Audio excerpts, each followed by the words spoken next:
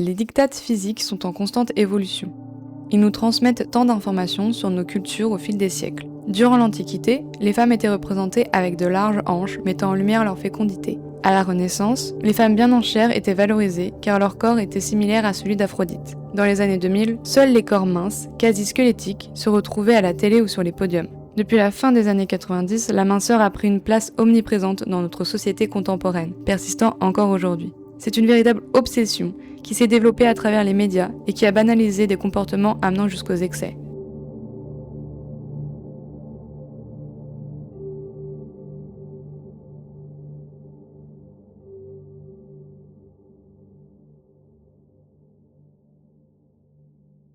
Dans les années 2000, le rapport au corps était assez différent de celui qu'on peut avoir maintenant, parce qu'on prenait beaucoup tout ce qui était maigreur, extrême maigreur. On était beaucoup sur des mannequins qui s'affamaient pour rentrer dans des robes et on prônait cet exemple de beauté. Les troubles alimentaires vont toucher les jeunes femmes, mais aussi les adolescentes.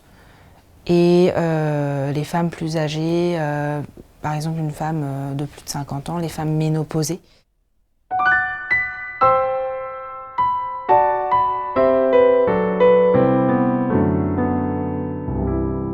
De base, j'ai jamais été très à l'aise avec l'image de mon corps. Je me suis jamais sentie très bien telle que j'étais.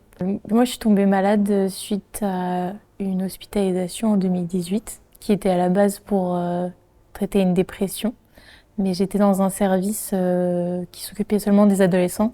Donc toutes les pathologies étaient mélangées. Au final, petit à petit, à force d'être entourée de personnes qui avaient ce trouble-là, j'ai fini par copier ce que je voyais et à refaire les mêmes choses. Et au final, j'ai développé le trouble moi-même. Moi, c'est une certitude que les réseaux sociaux a un impact sur, en tout cas mes troubles alimentaires à moi, mais je pense sur beaucoup de personnes. On est entouré d'articles qui mettent énormément de pression, surtout sur les femmes. Comment préparer son summer body, comment éliminer après les fêtes, les options les moins caloriques pour telle ou telle chose. Énormément de photos retouchées. En fait, on a l'impression que finalement, un des critères principaux dans notre société pour être accepté et pour être heureux, c'est d'être mince et qu'il faut rester mince et il faut trouver comment rester mince à tout prix. Pendant ma guérison, j'ai pris conscience beaucoup de l'impact de ce que je regardais justement sur les réseaux sociaux, comme on en parlait tout à l'heure. Sauf que finalement, j'ai continué à les utiliser d'une façon pas très saine parce que je suivais beaucoup de comptes qu'on appelle des comptes recovery sur Instagram ou sur d'autres réseaux sociaux. Et donc, c'est des personnes qui partagent leur guérison. Et j'avais l'impression, du coup, qu'il y avait une bonne façon de guérir et une mauvaise façon de guérir. Je catégorisais encore beaucoup d'aliments dans ma tête comme sains ou malsains. J'avais encore beaucoup de difficultés à me défaire de toutes les règles que je m'étais construite autour de la nourriture.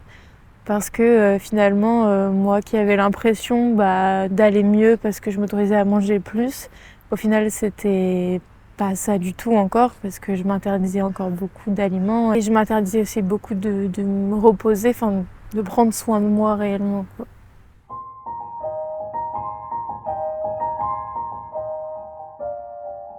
Il faut voir un peu notre corps comme une maison.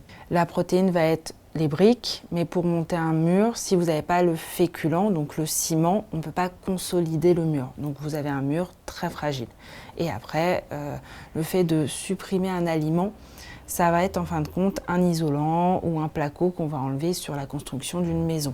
Je ne me rendais absolument pas compte de ce que j'infligeais à mon corps. Et c'est en arrivant en hospitalisation, en urgence, que je me suis rendu compte que c'est une maladie mentale mais qui détruit le physique. Mon corps se mangeait lui-même tellement j'avais plus de réserve, plus rien. J'avais des escarres, beaucoup de carences, les cheveux qui tombaient. J'ai dû être nourrie artificiellement avec une sonde pendant plusieurs mois pour me sortir d'une zone vitale de danger finalement.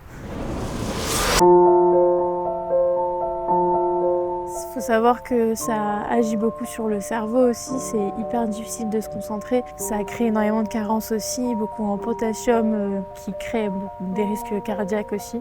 Enfin, on se rend compte avec le recul que c'est une maladie hyper dangereuse et qui te bouffe de l'intérieur littéralement. Une carence en vitamine A entraîne un vieillissement de la peau prématuré. Une carence en vitamine B12 peut entraîner des troubles neurologiques. Une carence en magnésium peut augmenter le stress oxydatif qu'il y a dans le corps. Moi personnellement, je fais partie de ces patients qui pensent que je vais vivre avec un petit peu toute ma vie. Je ne serai pas malade toute ma vie, je ne vais pas me ranger dans une case de ce trouble alimentaire toute ma vie. Mais je sais que ce sera toujours quelque chose auquel je serai un peu sensible. Et donc dans les périodes où ça va moins bien, il faudra que je fasse un peu plus attention. Mais j'essaye de ne pas voir ça comme une faiblesse, mais plutôt comme une force.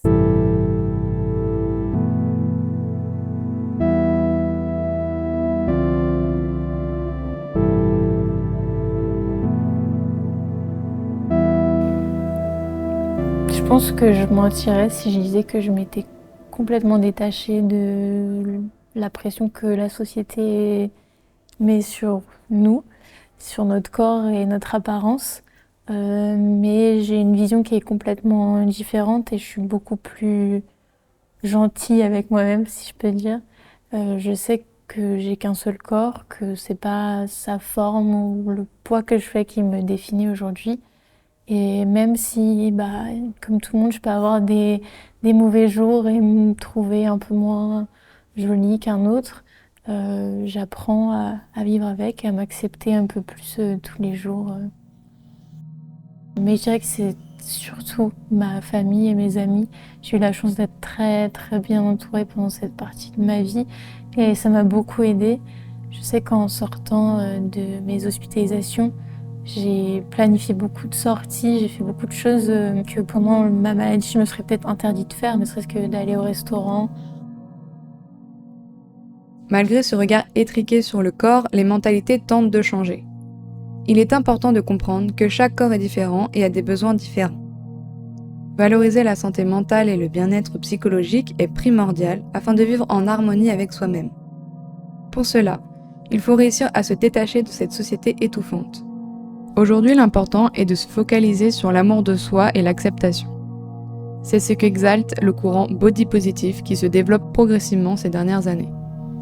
Aujourd'hui, nous avons la chance d'avoir des modèles qui ont plus de forme, voire même des modèles taille XXL comme elles s'appellent.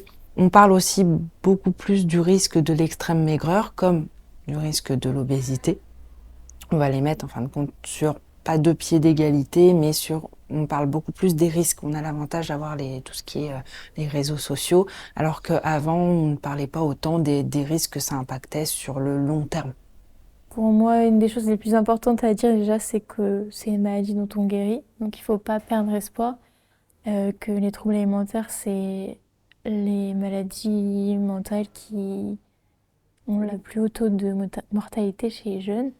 Et donc, il ne faut pas attendre le dernier moment pour se faire aider, qu'on n'a pas besoin d'avoir un pied dans la tombe pour aller chercher de l'aide et dire qu'on ne va pas bien.